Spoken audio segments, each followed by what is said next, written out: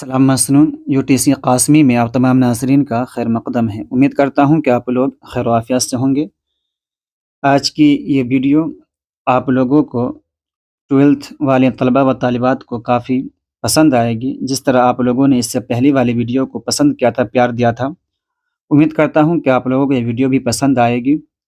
یہ 500 معروضی سوالات کا ایک سیریز ہے، جس کے اندر آپ کو 500 معروضی سوالات حل کرائے جائیں گے، جس میں اردو کے ساتھ ساتھ اردو قواعد بھی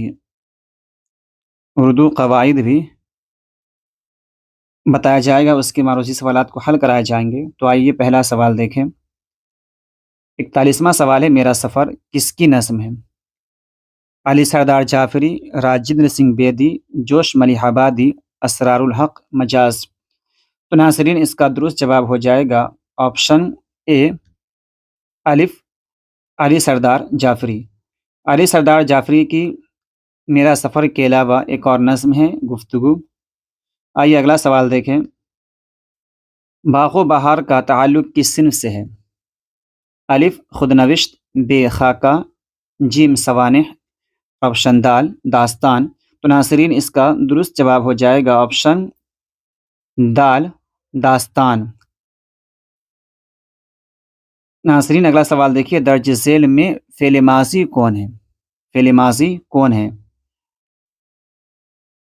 الف، وہ آئے گا، بے، وہ جا رہا ہے، جیم، وہ آیا ہے، دال، وہ کھا رہا ہے۔ تو ناظرین، الف، وہ آئے گا، اس میں آنے والے زمانے میں کسی کام کے کرنے یا ہونے کی خبر دے رہی ہے، تو یہ مستقبل ہو جائے گا۔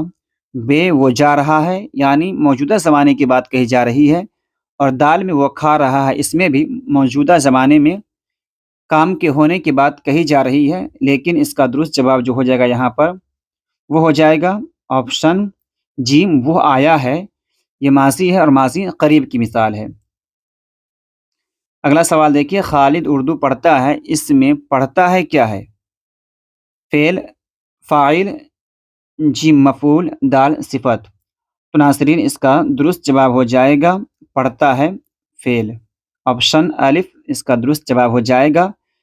اور خالد جو ہے یہ اس میں فاعل ہے، تو خالد فاعل کی مثال ہو جائے گی، اور خالد فاعل کی مثال ہو جائے گی، اور اردو جو ہے یہ مفعول کی مثال ہو جائے گی۔ اگلا سوال دیکھیں۔ ضرورت کے لحاظ سے کم ملنا کس کہاوت کا مطلب ہے؟ ضرورت کے لحاظ سے کم ملنا کس کہاوت کا مطلب ہے؟ تو ناظرین، اس کا آپشن دیکھ لیں۔ آم کے آم گٹھلیوں کے دام، اونٹ کے منہ میں زیرہ، آدھا تیتر آدھا بٹیر، اونچی مکان پھیکی پکوان۔ تو ناظرین، اس کا درست جواب ہو جائے گا آپشن بے، اونٹ کے منہ میں زیرہ۔ اگلا سوال دیکھیے۔ آپشن 46واں سوال ہے۔ فرحت اللہ بیگ کا مجموعہ مضامین فرحت کتنی جلدوں میں شائع ہوا؟ 8، 9، جیم آپشن 10، اور دال 7۔ تو ناظرین، اس کا درست جواب ہو جائے گا آپشن دال، یعنی 7۔ غدر کے واقعات کو افسانوں اور ناولوں کی شکل میں کس نے پیش کیا؟ الف، سید سلیمان ندوی، بے، فرحت اللہ بیگ، آپشن جیم خواجہ حسن نظامی، اور دال ڈپٹی نصیر احمد۔ تو ناظرین، اس کا درست جواب ہو جائے گا آپشن جیم خواجہ حسن نظامی۔ ناظرین، اگر آپ لوگوں کو میری یہ ویڈیو پسند آ رہی ہے تو ویڈیو کو لائک کریں۔ آئیے اگلا سوال دیکھیں۔ درج ذیل میں سے کون سی تخلیق افسانہ نہیں ہے؟ افسانہ نہیں ہے۔ پرومس، نصیر احمد کی کہانی، ابراہیم سقہ، بھولے بسرے گیت۔ تو ناظرین، یہاں آپ دیکھ لیں، پرومس یہ افسانہ ہے، ابراہیم سقہ یہ افسانہ ہے، بھولے بسرے گیت یہ افسانہ ہے۔ پرومس جیلانی بانو کا، ابراہیم سقہ سلام بن رزاق کا، بھولے بسرے گیت شفیع جاوید کا۔ لیکن یہ جو ہے نصیر احمد کی کہانی، ان کی کچھ میری زبانی، یہ خاکہ ہے، مرزا فرحت اللہ بیگ کا لکھا ہوا۔ اس کا درست جواب ہو جائے گا آپشن بی، نصیر احمد کی کہانی۔ اگلا سوال دیکھیں۔ عربی میں ناشتہ کو کیا کہتے ہیں؟ افطار، فطور، سحری، ظہرانہ۔ ناظرین، اس کا درست جواب ہو جائے گا آپشن بے فطور. اگلا سوال دیکھیے، کسی خاص موضوع پر جو تحریر بند کیا جائے اسے کیا کہتے ہیں؟ خود نوشت، خاکہ، سوانح، مضمون. تو ناظرین اس کا درست جواب ہو جائے گا آپشن دال، مضمون. اگلا سوال دیکھیے، مضمون کس طرح کے ادب میں شامل ہے؟ شعری ادب، افسانوی ادب، بچوں کا ادب، غیر افسانوی ادب. تو ناظرین اس کا درست جواب ہو جائے گا غیر افسانوی ادب. قورمہ کس زبان کا لفظ ہے؟ عربی، فارسی، ہندی، ترکی. تو ناظرین اس کا درست جواب ہو جائے گا آپشن دال، ترکی. اگلا سوال دیکھیے، انشائیہ کو دیگر اصناف سے کون سی چیز ممیز کرتی ہے، الگ کرتی ہے؟ طوالت، غیر رسمی طریقہ کار، شگفتہ موڈ، طنز و مزاح. تو ناظرین اس کا درست جواب ہو جائے گا غیر رسمی طریقہ کار. اگلا سوال دیکھیے، وزیر اعلیٰ کی پیدائش کہاں ہوئی؟ ہندوستان، پاکستان، بنگلہ دیش، افغانستان. تو ناظرین اس کا درست جواب ہو جائے گا آپشن بے، پاکستان. 55 سوال ہے دیکھیے، انشائیہ کیسی صنف ہے؟ شعری، نثری، دونوں، کوئی نہیں. تو ناظرین اس کا درست جواب ہو جائے گا آپشن بی، نثری. 56واں سوال ہے، اردو شاعری کا مزاج کے مصنف زیادہ ہو گیا کہ کس کی تصنیف ہے؟ اردو شاعری کا مزاج کس کی تصنیف ہے؟ احمد جمال پاشا، وزیر اعلیٰ سید سلیمان ندوی، خواجہ حسن نظامی. تو ناظرین اس کا درست جواب ہو جائے گا وزیر اعلیٰ. اگلا سوال دیکھیے، سید عزیز احمد کس افسانے کا کردار ہے؟ پرومس، ٹوبا ٹیکسنگ، ابراہیم سقہ، بھولے بسرے گیت. تو ناظرین اس کا درست جواب ہو جائے گا آپشن دال، بھولے بسرے گیت. اگلا سوال دیکھیے، جیلانی بانو کی پیدائش کہاں ہوئی؟ بنارس، حیدرآباد، بدایون، دال، لکھنؤ. تو ناظرین اس کا درست جواب ہو جائے گا آپشن دال، بدایون. لیکن جان لیں کہ جیلانی بانو کا تعلق جو تھا وہ حیدرآباد سے تھا. فرحت اللہ بیگ شعرخوانی میں کس طرح کی غلطیاں کرتے تھے؟ محاورے کی، واحد جمع کی، اعراب کی، نظم کو نثر پڑھ دیتے تھے. تو ناظرین اس کا درست جواب ہو جائے گا اعراب کی. لیکن میاں دانی جو ان کے ساتھ تھے وہ نظم کو نثر پڑھ دیتے تھے. اگلا سوال دیکھیے، سید سلیمان ندوی کا تعلق کس صوبے سے تھا؟ بنگال، بہار، یو پی، مہاراشٹر. تو ناظرین اس کا درست جواب ہو جائے گا بہار. اگر ویڈیو پسند آ رہی ہے تو ویڈیو کو لائک کر دیں.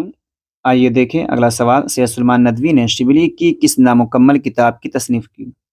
رحمت عالم، سیرت النبی، سیرت النعمان، سیرت المعارف.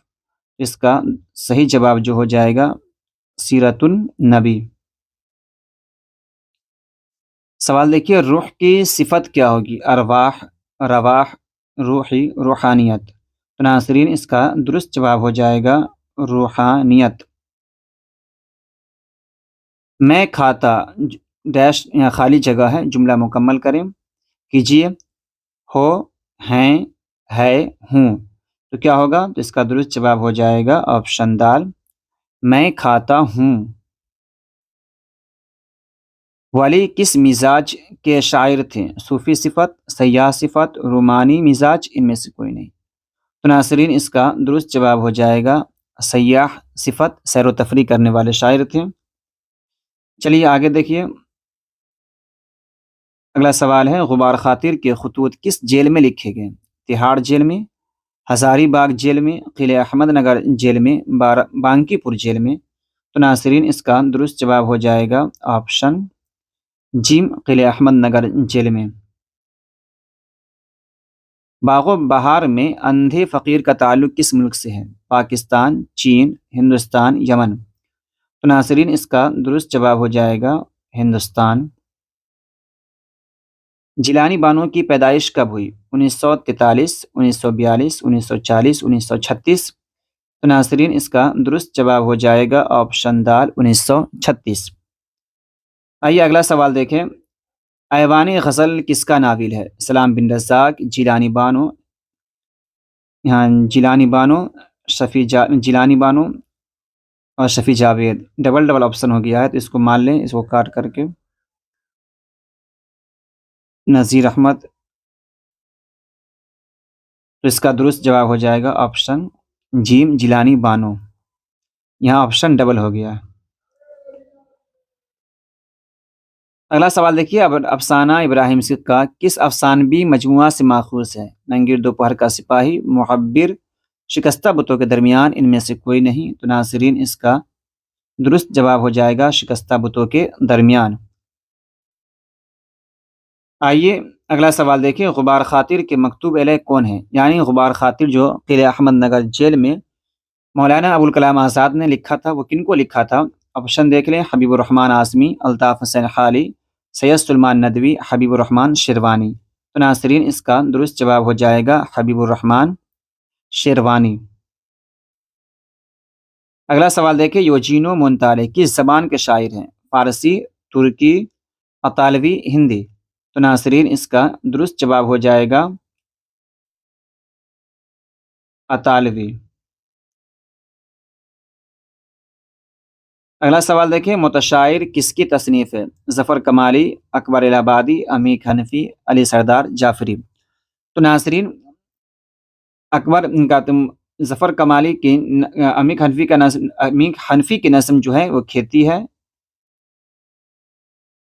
اور علی سردار جعفری کی نظم میرا سفر اور گفتگو۔ اکبر الہ آبادی کی نظم جو ہے برق کلیسا،